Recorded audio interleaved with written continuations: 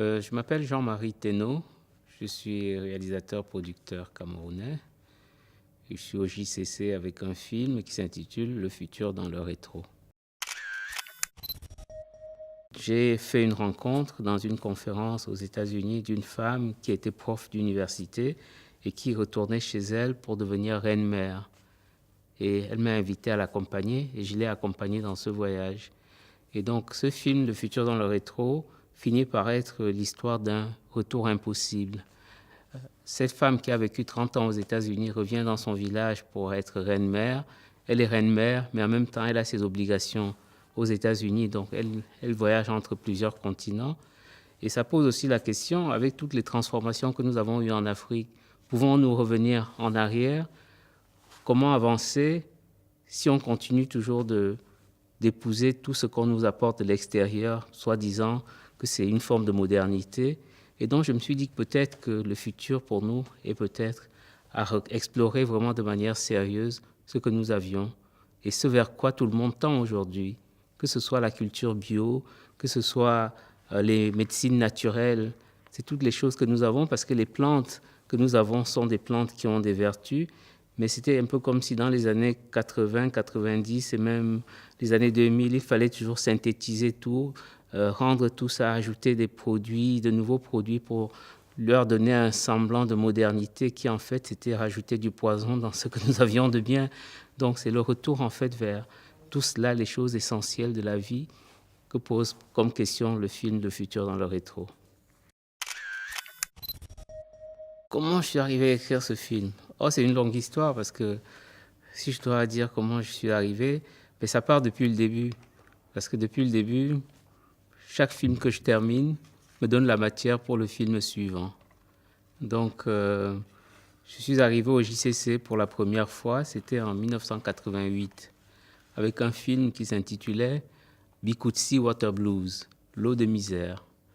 C'était le premier long métrage documentaire que j'avais réalisé et c'était aussi le premier film que je faisais qui allait définir en fait mon approche au cinéma. J'avais écouté toute la génération d'avant, les Tahar Sheria, Sembene Ousmane, qui pensaient que le cinéma pouvait être une arme et pouvait nous permettre d'apporter des éléments pour le développement de nos pays, surtout en Afrique. Le cinéma africain, c'est quand même, c'est trop dire en fait, c'est très compliqué. Je crois qu'on a le même regard que sur tout en fait. On a été toujours vers une forme de modernité qui a été une pseudo-modernité qu'on nous a toujours imposée de l'extérieur. Et cette modernité nous a poussé à toujours vouloir faire une forme de mimétisme, imiter les autres en pensant qu'en les imitant, on serait accepté comme si en fait nous avions besoin de prouver notre humanité. Et en faisant cela, nous l'avons plutôt perdu. Donc je pense que ce qui fait la richesse du cinéma africain, c'est peut-être ce que les gens n'ont pas beaucoup vu parce que pendant longtemps, les gens ont continué à attendre que les meilleurs films, c'est forcément celui qui a le Tanit au JCC. Mais ce n'est pas forcément vrai parce que c'est peut-être le plus petit dénominateur commun qui finit par recevoir un prix. Quelle que soit la qualité des jurés, les films, il y a des films, il y a des bijoux qu'on redécouvrira peut-être dans plusieurs années, qui sont peut-être passés inaperçus parce que ce pas des films qui étaient dans l'air du temps en ce moment, ou c'est des films qui n'avaient pas une réflexion que les gens pouvaient, à laquelle les gens pouvaient s'identifier.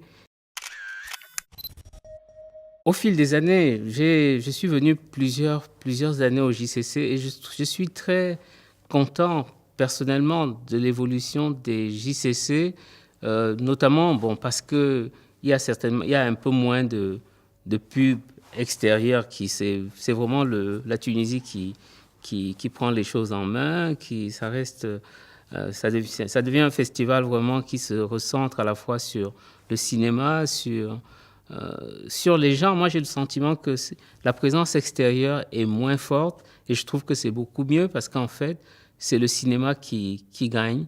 Parce que quand il y a une présence extérieure trop forte, on a tendance à imposer souvent à la fois des vedettes, souvent des films, des façons de faire qui parfois sont d'une affligeante banalité, ou alors parfois à imposer des regards qui conviennent complètement à ce que le monde global veut en fait.